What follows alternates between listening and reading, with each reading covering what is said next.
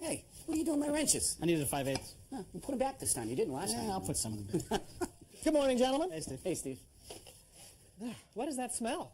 Citronella candle. That's the smell of summer in New England. It's the smell of mosquito repellent is what that is. And here's some more mosquito repellent. You ever find that this stuff works? No, and they smell bad, too. The citronella seems to work best if you sit over the candle. That's amazing. You can spread these things all around the patio, sit right in the middle, and you still get bit. It's amazing they haven't come up with something that's more effective. Well, Steve, what if I took you and showed you a technology that claims to keep an acre of land free of mosquitoes? I'd say you're probably lying to me. Nope. Truth, and I'm going to show you. All right. Can you top that one, Richard? I'm going to talk about comfort, but winter comfort. A product that could save 10 or 15% on your fuel bill, yet give you more comfort. Now that gets my attention. 15% on my fuel bill. That's right. I'll take it. Welcome once again to the loft here at Ask This Old House, where our uniformed experts are standing by, ready to answer your questions about carpentry, electrical, Heating, Landscaping, plumbing, planting, well grading. drilling. All right, all right. We'll take them all. Any question about your old house, whether it's 2 weeks old or 200 years old, send us a card, send us an email, send us a letter. We welcome all questions. Let's go find Tom. Yeah, I know it, but I have to have it by Friday without fail. It's a film day. Okay. Tom Silva, What? what are you up to? Well, by the looks of the mail, Steve, a lot of people are concerned about their back stoops, their patios, and their decks. Example, right here, I got a letter from a viewer that says, "Dear Ask This Old House, we live in an old house in Belmont, Massachusetts, and outside the back door is a truly hideous concrete stoop. Oh, I know what those are like. Replacing it with a wood deck or a stone patio is beyond our means. Can you think of an alternative? We really hate that stoop." Well, Steve, Belmont's pretty close by. Got in the truck, looked at the problem. Next day we solved it. What do you think? Take a look. Hey! Yeah, Tom Hi, Silva. you're glad you're here. Look at the This kids. is the welcoming committee. My gosh, look at them all. You guys say hi? This is Tom. Nice to meet you. How are you? That's Esme. This is Nico. Nico looks like a pirate with a gun. What are you going to do? You're not going to shoot me, are you? He's under strict Taya. instructions now, too. That's Taya. Hi, Taya. This is Zoe, Hi, Zoe. and I'm Hillary. And hi, Hillary. How are nice you? to meet you. Good, thanks. I love your house. Whoa, look at this living room with bold colors. Oh, I love it. Yeah, that This was is Hillary's great. doing. Wow. Congratulations, Hillary, for going for it. I know. Thanks. I love it. So listen, I have to ask, this is something I always want to know, is how old is the house? Do you know? No, I don't know. 1927. 1927. Well, that's a great house, great age. Yeah. It's a Well, nice age. let's take a little tour. Okay. So, Back hall, front hall, This is dining hall. Lola. Have you done Lola, Oh, she's our hey, looks She's like a very new good. member of our family. A Seventh new member. puppy? Seventh member. If you count us. Look at all these kids. Oh, yeah, we're members, too. You got a whole, Nice. you got a If you whole count- bowling team here, I think. Kitchen. This is the Yeah. kitchen. Nice and bright. Yeah, this is the first room before we even Yeah, moved to box these in guys and painted fixed it, actually. Did you guys paint it? You Yeah. painted it. We helped paint the cabinets Why You did you did. paint the kitchen? because it looks so bad. Yeah, these are all brown. We ran out of time to actually paint the inside. Well, that's all right. You know, one step at a time. You can't. I can see why. I mean, you know. Yeah, we were busy. But they were helpful. Well, that's great. Listen, I got an email. You said something about a back step, a back porch. You Okay. can let her go, babe. So, what's the problem? You're standing right on it. That's the problem. I hate it. You hate it. Yeah, I think it's ugly. Big eyesore to us. Well, I can kind of agree with you. Yeah. Let me start off. If we remove this, Uh-huh. it's very costly. We have to jackhammer it up. We have to then wheel it around the house. It's a difficult lot. We have to get it on a truck, and then we have to pay to get rid of it because it's concrete. I'm thinking that we could cover it with tile, slate. It can be very expensive. One of the other options, and probably the least expensive, is we could use wood. But you I think know, what the other if guy we said. use wood and we rest it on the concrete, that's porous. That'll absorb the moisture from the ground, and it could deteriorate the wood. It's maybe a man-made product, something that won't require maintenance. You won't have to paint it. It won't be slippery. With all the kids, you don't have to worry about them falling. Good. And also, we can attach it to the concrete. We don't have to worry about the moisture. But the big question is the aesthetic one. What's that? Will Is it it- look? Will it look good? Great. I've got some samples in the truck. I'll go get it and we can look at it. Great. Great. Sounds good. Yeah, look at Well, Lola likes this. I can see Lola most likes of it. all. They like wood, so she's fooled. Do you have some nose dog spray that we can Right. treat Well, it this with? is a man-made product. It does have some wood in it. It has some recycled plastic in it. And the trim that I want to use around the Taya, we want her side, chewing Oh, it. that's it's great. basically a solid PVC product, so no maintenance. Oh, so this isn't wood either? Nope. Oh, wow. Solid PVC. You won't have to deal with, like I say, any maintenance. So I came back the next day and got to work. Good morning. Get started early this morning on our project. You look around, you don't see the kids. They must be in daycare or they could be at school. But Lola the dog's been here all morning. She's been a great help. She's already eaten all my glue sticks. But let me recap of what I'm doing here. The big concrete stoop, I covered it with this composite decking. But before I did that, I had to wrap the perimeter with this white PVC board. It's great stuff, paints, holds up the weather. Let me show you what I'm going to do here. I'm going to mark this. This is the last piece I have. I'm going to wrap this step. I'm going to miter this corner.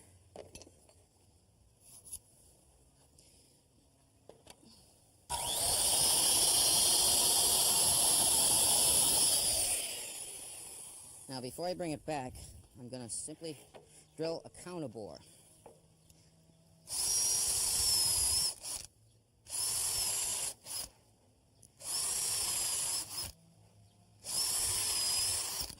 Okay, I'll show you what I'm going to do there. Now, basically, hold this up here. I'm going to put some foam adhesive in here to hold it, help hold it to the masonry. I'm going to use a little hot melt in the corner, hold it into position. Got to work fast with this. Check my miter. That looks good. Give it a second to set. Now I'm simply going to take a masonry bit, move it up where it goes.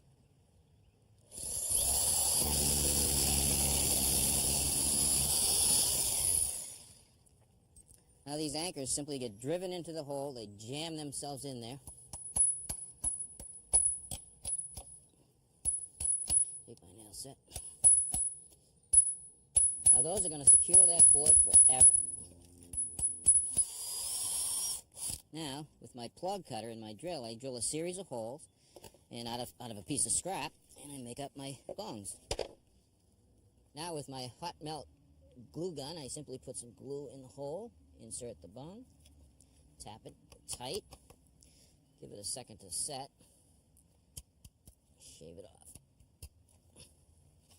Now that's ready for sanding or painting. With this material, you really don't have to paint it though. It was the same process for the decking.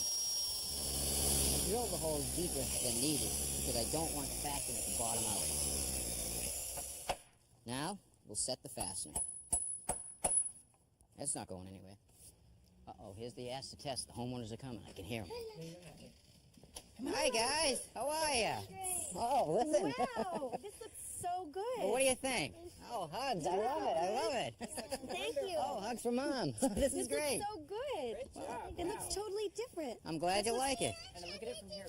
Yeah, look, the white looks really nice. See, it dresses it up. Got lipstick on it. Oh, you got lipstick on it. Oh, that's all right. Thank you. Oh, thank you. Bye-bye, everybody. Well, they were happy campers, Tom. They sure were. So Even what- the dog liked it. Yeah, I was going to say, he liked it too. Now, I noticed you used the foam adhesive on both the skirting material and the deck itself. This is something relatively new. It is relatively new, but I've been using it off and on, Steve, because thing I found about this is it actually bridges a gap. Like, for example, I had those shims on top of the concrete. I wanted to adhere the decking to the whole thing. This enabled me to shoot the foam in there, the deck squished it down, and that filled that gap. I had good adhesion there. Expensive? Well, you're looking at $30 a can, but one can is equal to about 23, 24 tubes of this. And then you have to buy the nozzle, right? Well, that's a one-time thing. That's $45. Yeah. Still, if it works, you find yourself using it everywhere. Right, exactly. You weren't happy just with the foam adhesive. You also used a mechanical fastener. Right, these are masonry fasteners. If you notice, the bottom quarter inch of this is a little bit smaller than the rest of the shaft. You drill a hole that size. When you drive this into the hole, it jams itself in. But you must drill the hole deeper than the unit is long, so that if any debris gets down into the hole, it won't bottom out. Right. And once you drive it in, you're probably not going to be able to pull it out. No, and if it's 17 cents, it's a good deal. Yeah. Now, for decking, I noticed that you used a synthetic material. We have used this before in this old house. Right. Where it laid on top of the concrete, Steve, it was a great choice because moisture will always migrate up through the concrete. And there's no way you're going to hold paint on any kind Not of with wood. wood. No, you're right. This doesn't require painting. Doesn't require any maintenance. It won't take any maintenance. This is a man-made product of sawdust and recycled plastic. How much is it? This is around $3.50 a square foot, I believe. And I noticed that it's used in a lot of seaside locations, generally by municipalities who want no maintenance That's on right. these facilities. That's right. Now, let's face it, it does look like a synthetic material. That's what it is. So if you don't like this look, You have other choices. old standby, southern yellow pine, pressure treated. That's right. Southern yellow pine will crack. It will twist. It does require maintenance yearly. But it's inexpensive. Well, it's inexpensive. You're looking at $1.89 a square foot. And then fir, Fir, tried and true, used on a lot of older homes and new homes. and you do have to paint or stain this. That's right. That's right. And again, this is around $2.85 a square foot, so it's a little more than the pressure treated. Then western red cedar. Western red cedar. It's nice and light. It's easy to work with. It again does require maintenance. It'll go gray. Yeah, you got to seal it if you want to. If you don't want it to go gray, right, you have to oil You it. have to seal it. And boy, stay off the deck with your golf shoes, because it's soft. Yeah, you don't drop anything on it either. The old standby, or probably one of the best woods to use on decking, is mahogany. It's hard, it's durable, it takes a finish if you want to finish it beautifully. Right. It's pricey. You're looking at $3 and almost 50 cents a square foot. But you only buy it once. That's This will right. last forever. That's right. Remember this? This is the product that we used on my brother's house in Billerica. I do. It's called Ipe. It's from Brazil. Very heavy. One of the benefits to this is you can't put a finish on it because it won't take a finish. It won't twist, warp, or crack. It's pricey, but it's good stuff. You're looking at $2.85 a square foot. Well, all good information, Tommy. Thank you. Thank you, Steve. Well, look at this little pond, Roger. This is gorgeous. So did you bring your fly rod? I don't go anywhere without my fly rod, but you think the guys will miss us? Yeah, we'll just tell them we got stuck in traffic. Any fish in here? Steve, this is a man-made pond. It was dug and now it's spring-fed. They actually stocked it with trout. Well, I can see them rising over there. Look at A that. bunch of them. All right, Roger, I got it. This is a mosquito story. So the idea is you stock this pond with so many trout that they control the mosquitoes, right? Steve, you could fill this pond with trout and they wouldn't put a dent in the mosquito population around here. This area is known for its mosquitoes. In fact, the neighboring town newspaper is called The Mosquito. And of course, they don't spray for environmental reasons and also because the local residents don't want it. Right, we'd really like to stay away from that. So there must be a piece of technology involved. This is it right here, Steve. It's a barbecue. A barbecue for mosquitoes? Fried mosquitoes wouldn't bother me a bit. We have even something more diabolical than that in mind. Really? How's it work? Starts with a propane tank. The propane feeds a small burner. This burner is sending out carbon dioxide and heated air. Now, those are the things that a mammal gives off, and that's what attracts a mosquito to a mammal. As I recall, it's the female mosquito that needs to suck blood in order to complete the reproductive cycle, right? That's right. So you get rid of the females, and you're going to get rid of the males, too. No breeding. No, the population will crash. Now, that noise you hear, that's a little fan turning in there, and that's creating suction. The mosquitoes are drawn to this piece of equipment by that big plume of heated carbon dioxide. Right. But when they get in close, they come down in here, and there's an attractant. This is octanol, which emits a smell which mimics both how you smell and a mammal smell. So it's a final thing to get them in close to the machine. And then they get sucked up into here. They get sucked up through the gooseneck and into the bag. And look at that. So there's a bunch of mosquitoes in there and some little bugs. Any insect that is attracted to mammals would be attracted here, sucked up in. What you're seeing, a little tiny no-see-ums. So it's the mosquito motel. They check in, but they don't check out. That's right. That is diabolical. So how big an area does this thing cover? This is a machine will cover 40,000 square feet, say an acre. An acre. And have the homeowners found it to be effective? Well, Steve, that's the results of only having it here for 24 hours. I'm going to have to check back in 4 to 6 weeks and see how it really worked. All right. How much? Well, it's about $20 a month to run between the propane and the attractant, the lure. Yeah, but Roger, how much is it to buy? Oh, this unit's $1,250, Steve. $1,250? That's a lot of citronella candles. Well, Steve, they've really refined it. They've got some smaller models. In fact, back at the shop, I have one that's half the cost of this. Show me that one. I'm not going to pay $1,250 for it. Oh, come on. For an acre? Jeez. Well, Roger, if that device works, those homeowners are going to be pretty happy. Just think about it. A mosquito-free summer. Steve, they'd settle for one mosquito-free dinner. It's come to that, huh? So this must be the unit that costs half as much. Right, $620 and does a half an acre. Works the same? Works the same, except this unit has to be plugged in. It has a low-voltage transformer, which runs the fan. You wouldn't want to use any of these units inside the house. No, you'd never run a propane unit inside the house, no. So do you put the that little bait package down here someplace? No, like actually, the octanol goes up here in this one, Steve. So how did they come up with the idea of attracting mosquitoes with CO2? It's an interesting story, Steve. The people who developed the technology of these machines were actually hired by the Department of Agriculture in the USDA to collect live mosquitoes for the scientists to do research on. Did they know that CO2 would bring the bugs in? They did, Steve, but what they found out is that large amounts of CO2 would actually repel the bugs. They took live mosquitoes, tied them down, and hooked a sensor to them, and then ran CO2 over them. And that's how they found out that large amounts didn't stimulate the mosquito. Small amounts, mimicking what a mammal would put out, did. Wow. Now what about this attractant stuff? That's the bizarre part of the story. They discovered that there's something in an ox's breath, a large mammal's breath, that excites the mosquito, then attracts them. So this is essence of ox's breath? Exactly. That is really weird. Why do they cost so much? Well, Steve, the salesman explained to me that this really doesn't cost any more than a good lawnmower or a good barbecue. But still. Well, he told me his clients would gladly pay this in order to be able to use their backyards. They feel it's a worthwhile value. Those homeowners that you took us out to their house, they'd probably agree if it works. I think they will. Weird story, Roger. Thanks. So, Richard, it's a bit of a smell test here. Take a whiff of that.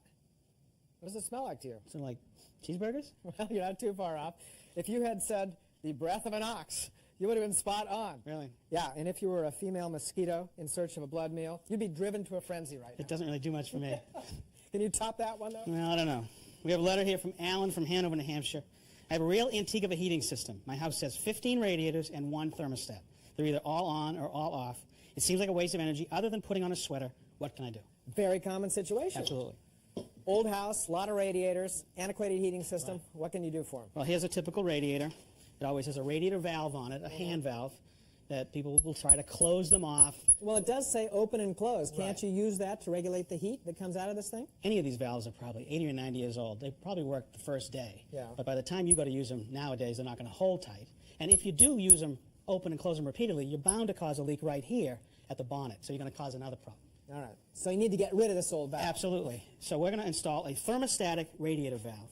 What that's going to do is going to replace this valve with this. And this is different. This senses the temperature in the room.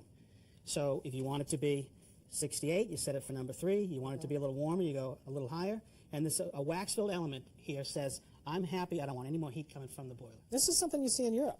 Absolutely. It's really mandated by the German government. On any radiator you're going to install has to have one of these valves. So how do you put it in? Well, it starts by taking off this radiator valve. So you start with your biggest pipe wrench. Oh, yeah, you need big. And if you don't have this big, you put a piece of pipe on. All right, so we'll just... It's not, now, that is so loose, you had to have gagged that for the demonstration. I knew you were coming. All right, that was the easy one. Now, we need to get the spud removed. Now, the spud has 2 tabs inside of it, and there's a wrench designed for removing this. Let me guess, this is called a spud wrench. You are really smart. So it goes in here.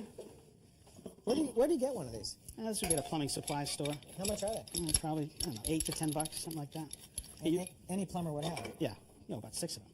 So hold the radiator. All right. Okay. Now look, Richard, with my luck, I would get this far and I would strip those tabs. Right. Well, if you did, your choice would be to cut with a reciprocating saw at this point, and then take a hacksaw blade and just notch out the remaining piece and then chip it out with a cold chisel. Right. And be careful not to damage the thread. So there's a lot of labor involved just to take the old valve out. Now, the most important thing to do is to drain the heating system before you do this, by the way. Okay, now you can start putting it back together. Yes, we want to rebuild it. So we do not need the new work to be as big as the old work. So this is 1.5 inch thread. We can put in a bushing. Now, before I did, I'd put on pipe dope or Teflon tape and screw that in. Tighten it up? Yeah, tighten it up with a wrench. Well, that's always the question. You want to tighten it so it doesn't leak, but you don't want to over-tighten it such that you could crack the radiator. And that's a matter of experience. Absolutely. So now we want to put in the new spud. Hand me that wrench, Steve. And again, pipe dope or Teflon tape there. And now it's the smaller end of the spud wrench, and we tighten. Boy, that is a marvelous tool. Absolutely. You really couldn't do it without this. Okay? So, now that's really the easy part. The last piece, now you put we have to think, I'm just putting it on for demonstration. Just imagine, there would have been the old pipe would have been sticking up through the floor. So now we would have to take this wrench, get a really good bite on that fitting, and then back this out, hoping that the this called a nipple comes out of the fitting down inside the floor. Seems to me that that's an operation fraught with danger, because you could crack a fitting down here, you could loosen something in the ceiling or wall. That's actually the tricky part. And so it would look like this. You'd have the bushing would thread down into that fitting below the floor, and that's what the finished look would be on the radiator. Right. Now, how much would something like this cost per radiator, do you think? Valves are probably $70 or $80 for the valve, and it's going to take a man an hour and a half to 2 hours a radiator. Well, having seen how complicated it is, I don't think that I would take on this project myself, but I certainly appreciate what's involved. And there's an upside to it. You're going to save energy, and you're going to have comfort in every single room that you have them. And it's a perfect example of how we can help you with the challenges maintaining your old house. Let us help you. Write us a letter, send us a card, or better still, send us an email. So until next time, I'm Steve Thomas. And I'm Rich Thruthui. For Ask This Old House. Now we get to carry this thing out of the studio. Email your questions to askthisoldhouse at pbs.org or write to us at Ask This Old House, care of This Old House Magazine, 1185 Avenue of the Americas, New York, New York, 10036. We look forward to hearing from you.